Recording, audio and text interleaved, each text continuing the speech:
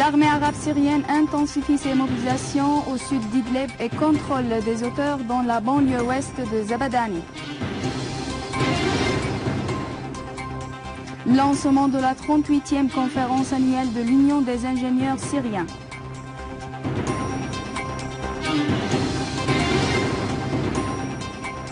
Le ministre autrichien des Affaires étrangères, Sebastian Kurz, affirme que la lutte contre le terrorisme est une priorité et en particulier l'organisation terroriste Daesh qui commet des crimes de guerre et de génocide.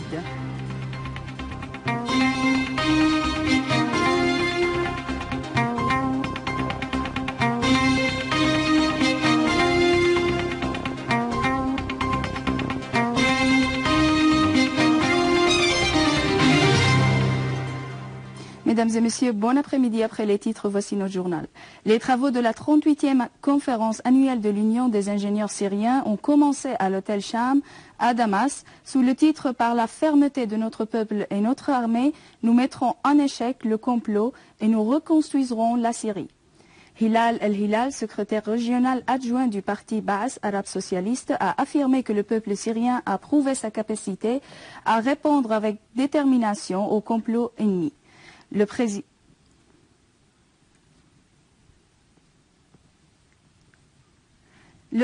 de l'Assemblée du peuple, M. Mohammed Jihad al-Laham, a appelé les parlements du monde à exercer des pressions sur l'entité sioniste Israël pour mettre fin à son occupation des territoires arabes occupés, dont le Golan syrien. Dans son allocution prononcée lors d'une séance d'audition de la Commission sur les questions relatives au Moyen-Orient, au cours des réunions de la 132e session de l'Assemblée générale de l'Union interparlementaire lancée dans la capitale vietnamienne, Hanoï, avec la participation de la Syrie, le président de l'Assemblée du peuple, Mohammed Jihad al-Laham, chef de la délégation syrienne, a affirmé que les propos sur la situation actuelle au Moyen-Orient se divisent en deux axes principaux. Le premier est lié à l'occupation israélienne des territoires arabes depuis plus de 77 ans et le deuxième est lié à la croissance du phénomène du terrorisme dans la région. Il a de même appelé à prendre des mesures fermes et à faire pression sur les gouvernements et les pays pour œuvrer sérieusement dans le cadre d'une stratégie internationale visant à lutter contre le terrorisme et à arrêter l'afflux des combattants étrangers via les frontières. Une source militaire a affirmé que des unités de l'armée arabe syrienne se sont mobilisées au sud de la ville d'Idlib dans le but de faire face à des milliers de terroristes venant de la Turquie. La source a indiqué que d'autres unités de l'armée ont apporté des frappes intensives aux terroristes qui s'étaient infiltrés dans la périphérie du musée national et de la cité industrielle à l'entrée est de la ville d'Idlib, tuant et blessant des centaines d'eux. La source a ajouté que des unités de l'armée ont neutralisé de nombreux terroristes à Khan Sheikhoun et à Bennesh dans la banlieue d'Idlib. Dans la banlieue d'Alep, des unités de l'armée ont neutralisé des terroristes dans les villages et les localités de Manashir, Shaqif, Aweja et aux alentours de Douer, Zaytoun et à l'ouest de Bachakwa.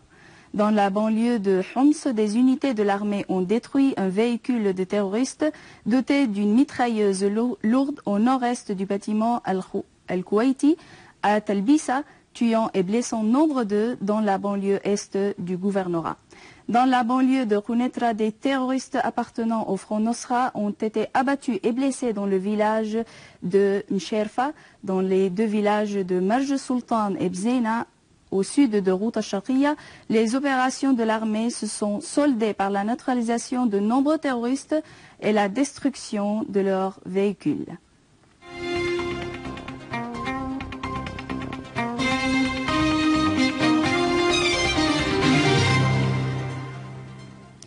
Le quotidien britannique The Observer a rapporté que 9 étudiants en médecine, nés tous en Angleterre, dont parmi eux 4 femmes, ont rejoint les rangs de l'organisation terroriste de l'État islamique pour travailler dans des hôpitaux tenus par l'organisation terroriste Daesh en Syrie. Selon The Observer, parmi les étudiants terroristes, une nommée Lina Abdjaber, qui est partie illégalement en Syrie pour rejoindre l'organisation terroriste de l'État islamique. Selon le quotidien, la jeune fille a commencé à publier sur Twitter des propos soutenant les auteurs de l'agression perpétrée contre le magazine français Charlie Hebdo. D'après le journal britannique, leurs familles ont affirmé que les autorités anglaises et turques n'ont fait aucun effort pour les aider à obliger les étudiants à revenir à leur famille et à leur pays. Le quotidien britannique The Daily Mail a dévoilé, selon le chef de la police européenne, que les terroristes de Daesh et leurs complices envoient quotidiennement une centaine de milliers de tweets sur les sites de communication sociale concernant des attaques et des plans terroristes. Selon la même source, les communications chiffrées et l'exploitation des réseaux électroniques par Daesh représentent l'un des grands défis qu'affrontent les services de sécurité britanniques et étrangères. Le journal a ajouté que l'organisation terroriste de Daesh utilise un réseau de recruteurs qui travaillent sur les campagnes de propagande pour recruter davantage des terroristes étrangers, en particulier des filles soumises au processus du lavage de cerveau. Le journaliste Sami Kleb a parlé d'un ouvrage intitulé « Tempête sur le Grand Moyen-Orient » écrit par l'ancien ambassadeur français en Mauritanie, au Soudan et au Zimbabwe, Michel Rambaud. Un ouvrage qui s'annonce déjà comme un classique de la géopolitique moyenne-orientale et eurasienne. Il revient sur ce projet élaboré par les néoconservateurs américains qui ont non seulement déstabilisé le monde arabo-musulman et reconfiguré les relations internationales, mais qui ont aussi affecté l'Europe et l'ont atteint par la violence qu'on connaît. Rambaud a affirmé que la crise en Syrie a été planifiée selon un programme diabolique parlant de démocratie, financé par l'une des organisations non gouvernementales auprès des services de renseignement américains CIA. Michel Rambaud a insisté sur le président Bachar al-Assad en le décrivant comme étant un homme réformiste, sincère, laïque et aussi ouvert à la modernité et tout à fait différent des gouvernements obscurantistes qui cherchaient à le renverser. Un tribunal allemand a condamné à prison 3 personnes accusées de soutenir un groupe terroriste affilié à l'organisation terroriste Daesh en Syrie. Des sources policières ont indiqué que les 3 accusés ont été formés plus de 6 semaines dans un camp d'entraînement avant de s'infiltrer pour combattre en Syrie. Le juge Herman Welland a souligné que l'un des accusés, et après son retour de la Syrie, a aidé pour assurer des équipements militaires pour l'organisation terroriste de Daesh.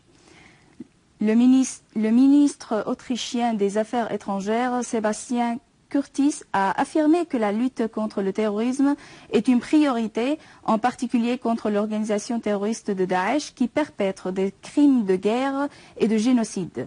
Dans son allocution prononcée au cours d'une conférence sur la liberté des religions tenue à New York, Kurz a insisté sur la nécessité de coordonner et de conjuguer les efforts pour frapper Daesh, tout en mettant en garde contre son arrivée en Europe sous toutes ses formes.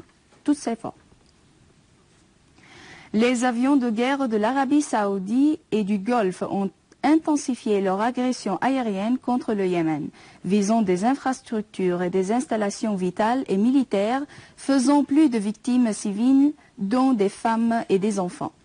Les raids aériens ont ciblé plusieurs quartiers de la capitale Sanaa, y compris l'aéroport international, le camp de la direction de la garde, un hôpital et certaines régions au sud de la base aérienne Al-Dailami. Des dizaines de civils ont également été blessés dans un raid aérien visant l'aéroport Hodeida à l'ouest du Yémen.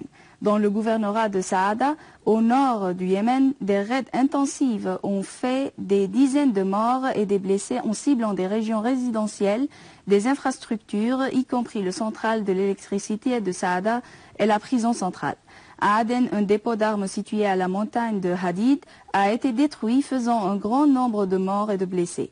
Le ministère yéménite de la Santé a annoncé que le nombre de victimes des agressions aériennes s'est élevé au cours des 3 derniers jours à 73 tués, dont des femmes et des enfants, et 146 blessés. À la fin de ce journal, je vous rappelle les principaux titres. L'armée arabe syrienne intensifie ses mobilisations au sud d'Idlib et contrôle des auteurs dans la banlieue ouest de Zabadani. Lancement de la 38e conférence annuelle de l'Union des ingénieurs syriens.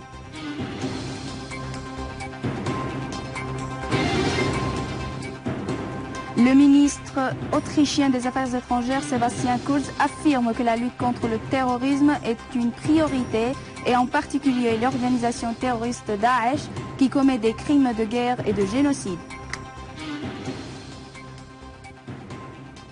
Je vous rappelle que vous pouvez consulter notre site internet syriaonline.sy pour revoir ce journal et davantage d'informations. Merci de nous avoir suivis. Je vous souhaite une bonne journée.